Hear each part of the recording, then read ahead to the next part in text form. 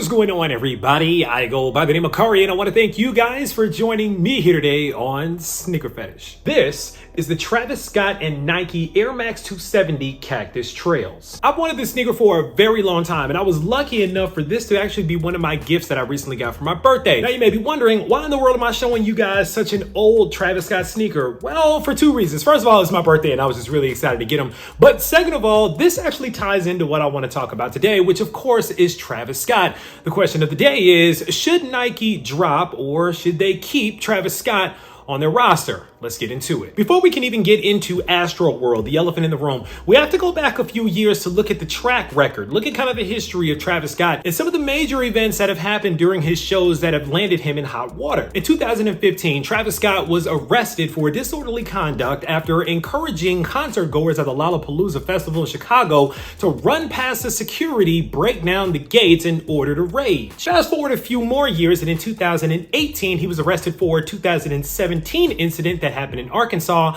that he was actually charged with inciting a riot for pretty much doing the exact same thing at another one of his shows. If you're a real Travis Scott fan, you understand one thing and one thing only when it comes to his concerts.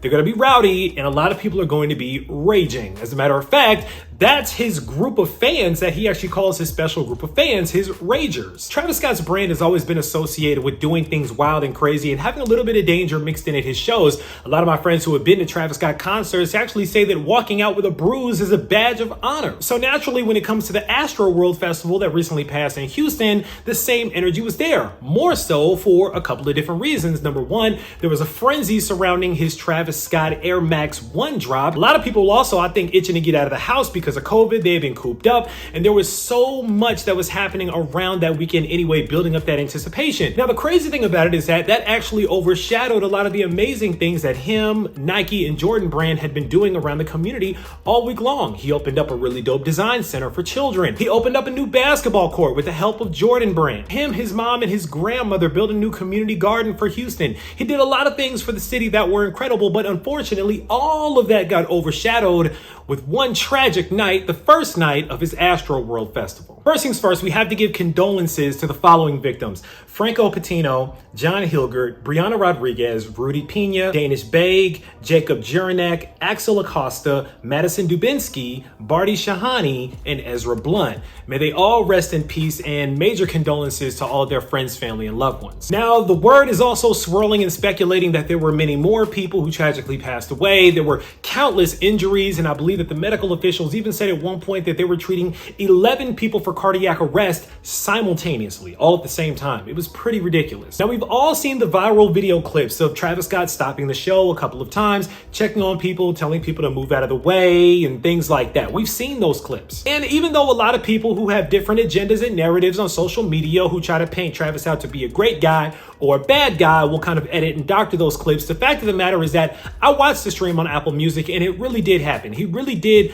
try, I believe, to stop the show or slow down the show in order to tend to the people that needed medical attention. But at the same time, as a performer, it's difficult for him to completely stop a show, because while you are trying to tend to this one person or even these 10 people, when you have a crowd of 50,000 people or more, you have to keep the show going for all of those people, because the people in the back are going to be wondering what's going on. One thing that anybody who's a musician or performer at any level will tell you is that no matter what, you have to keep the show going, because even though there may be a few people that are freaking out over here, those people that paid their money all the way in the back, they don't know what's going on and they still deserve to have a show. That's why people saw things like him continuing to hum or continuing to sing a little bit while they were trying to tend to people before he ramped the show back up full swing. As we all know, things got really bad at the Astroworld Festival, and as a result, Travis Scott pretty much got canceled by a lot of people who were just singing his praises the day before. But is Travis Scott the only person to blame for what happened at Astroworld? My answer is no. I'll get to that in a second, but let's kind of run down what's happened as a result. We all knew that lawsuits were coming against Travis Scott and against the different event promoters and even Nike, and unfortunately to say, there are now over $2 billion worth of damages in litigation and legal work that's now tied up with Travis Scott's name stamped right in the middle of it. Now, other people have been named in this case too. Everybody from Live Nation, who was the company that promoted the tour and the festival, to Drake, because he came out and incited even more excitement because people were going crazy when he came out on the stage. People have even put Nike Inc. on the lawsuit paperwork because I guess because they're just Nike, and I guess they have deep pockets, but Nike really didn't have anything to do with what happened at the concert, so I don't know why they would be named as a liable party. Maybe somebody could say that the demand creation around his product that Nike does led to everything going down the way that it did, but to me, that's kind of flimsy. Even Apple has been named in the lawsuits because they said that since the stage and the crowd was set up for Apple Music streaming, Apple actually created these barricades with all their camera equipment and everything like that that made people feel trapped.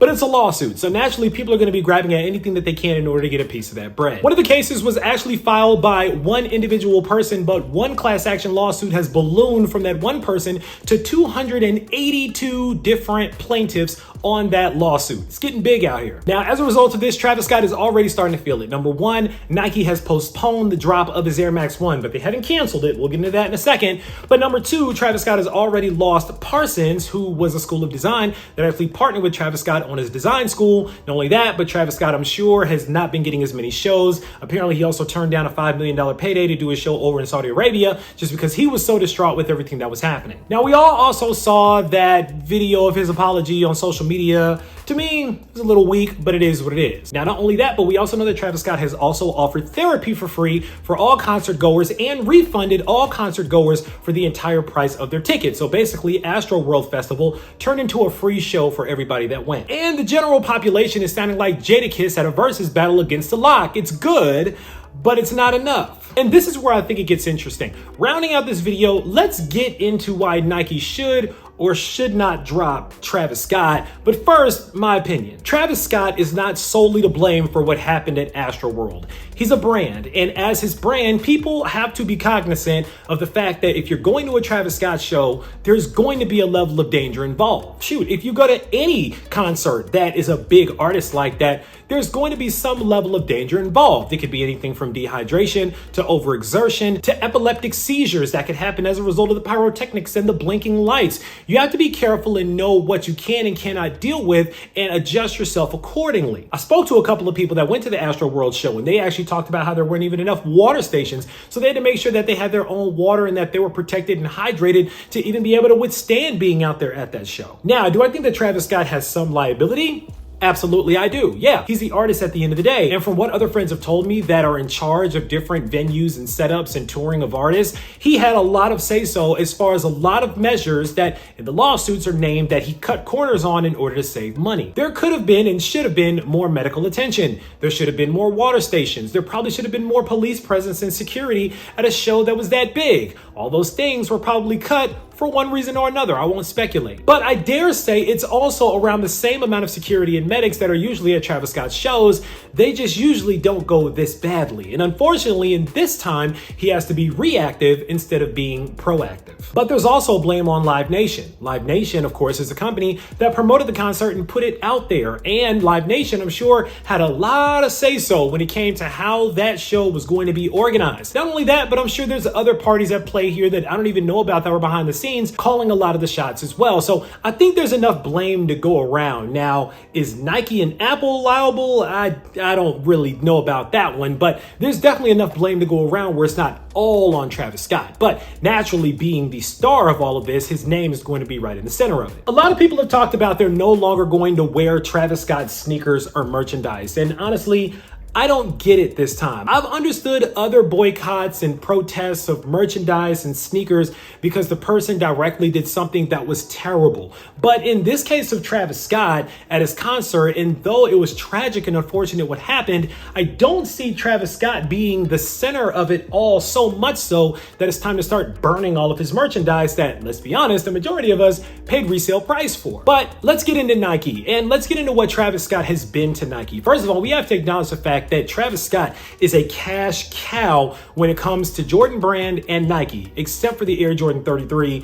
That was still a terrible sneaker. But obviously, Travis Scott has had a very lucrative deal with Nike and Jordan Brand and has continuously delivered on that deal for years now. His sneakers continue to be some of the most expensive sneakers on the market due to their lack of availability and the ridiculous amount of hype and demand that's on his products. You try to buy yourself a pair of the Travis Scott Fragment Jordan 1 highs right now, and let me know how much that would run you. I know in my size, it's upwards of about $4,000. Even these are still going on the market for triple retail price, maybe quadruple retail price, and these dropped years ago. So why should Nike drop Travis Scott? Well, the answer I think is pretty simple. Is because he's public enemy number one right now, and he's got a lot of bad press around him, especially with these people that tragically lost their lives after the festival. So it would make sense for the public eye to appease a lot of people for Nike to drop Travis Scott from their roster and to stop selling all of his products. But here's the thing about that.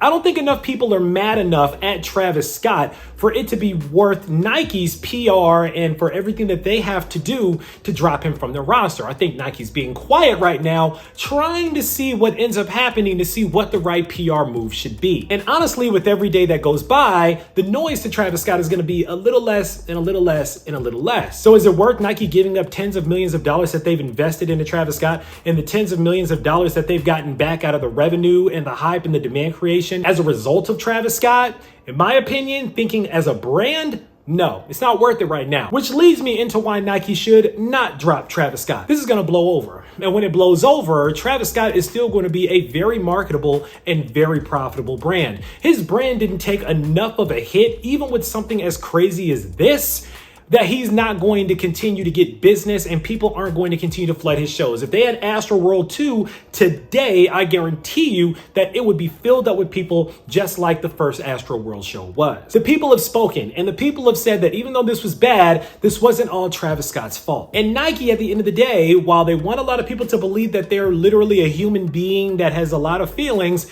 they're also a company, a huge company whose main purpose is to maximize profits. They know that the Air Max 1, a shoe that they've already produced, is going to sell instantly on the market, especially now because for whatever reason, controversy sells. So in the light of everything that's been going on, the price of the Air Max 1 Travis Scotts have gone through the roof. Nike sees that and they know that the demand is only growing for Travis Scott because, again, let's be honest, we know what to expect from Travis Scott's concerts. It's going to be a lot of controversy and it's going to be kind of dangerous. This event actually feeds into the Travis Scott brand. It just does so in an extreme manner. So while I appreciate everybody feeling like Travis Scott should be dropped from Nike, in my opinion, I don't think it makes the best business sense for Nike to drop him right now. Maybe if things get a little hotter for him, maybe if things get a little crazier for him, maybe I could see them cutting ties with Travis Scott. But for now, I don't think that the streets are hot enough when it comes to canceling him. But that's pretty much all that I got to say. Now it's time for you guys to sound off down in the comments. Let me know what you guys think. First of all, about the Cactus Trail 270, and second of all, about Travis Scott in this whole situation. Are you guys continuing to wear your Travis Scott merchandise, your sneakers? Are you continuing to go after it? Or are you guys chilling on Travis Scott for now? Are you canceling him? Are you burning all of your sneakers and giving them all away? Sound off. Let me know. Of course, right down in the comments, make sure that you click on that subscribe button so we can welcome you into the Sneaker Fetish family to make sure you don't miss out on any more heat that comes through like these, because I guarantee you I got a lot more heat on the way. As always, I want to thank you guys for joining me here today on Sneaker Fetish, taking a look at these with me today, dialoguing with me a little bit. I go by the name of Kari, and until next time, I'm out.